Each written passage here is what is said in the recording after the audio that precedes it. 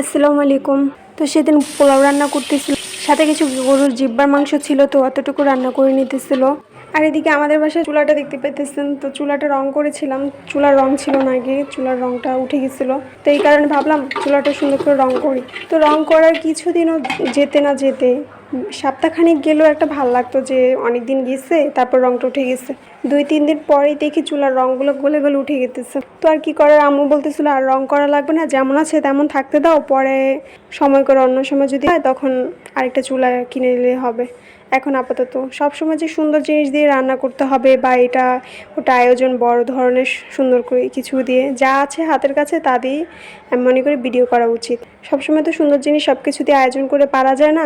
নতুন ইউটিউব চ্যানেলদের জন্য তা দিয়েই রান্না করা উচিত। অনেক আপুরাও বলে, মেন কথা হলো ধৈর্য সহকারে কাজ করতে হবে, ভালো লাগা থেকে কাজ করাটাই আমি মনে করি ভালো। তো আজ এই পর্যন্ত, সবাই ভালো থাকবেন। আসসালামু আলাইকুম।